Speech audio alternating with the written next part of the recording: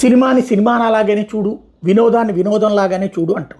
Yes, ఖచ్చితంగా సినిమాని సినిమాలాగానే చూస్తాను అలా అంటాడు. బట్ ఎక్కువ మంది సినిమా ఇన్ఫ్లుయెన్స్ గురయ్యేది ఎవరు? యువత. ఎంత వయసు వాళ్ళది? 25 ఏళ్ల లోపు. 25 ఏళ్ల లోపు ఉన్నటువంటి వాళ్ళు వాళ్ళ హీరో ఇవాళకి కూడా ఎగిరెగిరి కొట్టగలడు అనుకుంటారు. వాళ్ళ హీరో దేవుడు అనుకుంటారు.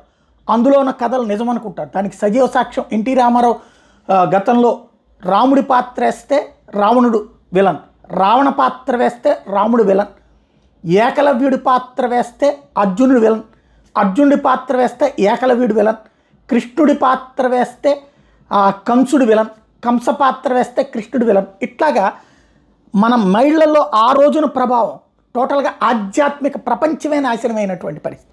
ఆయన దేవుడిగా చూసినటువంటి వాళ్ళే ఆ తర్వాతన మన దేవుళ్ళ మీద, ఇదే వేరే మతాల్లో అట్లాగా ఇంటర్ప్రిటేషన్ ఉంటుందా? ఉండదు.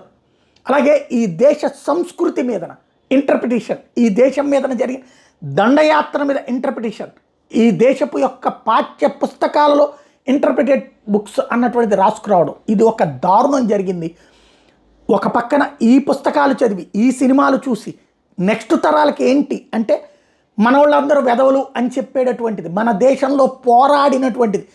ప్రపంచంలో దాదాపుగా 40 నుంచి 50 మతాలు సర్వనాశనం అయిపోయాయి, ధర్మాలు. ఏంటి అంటే ఈ దాడుల వలన.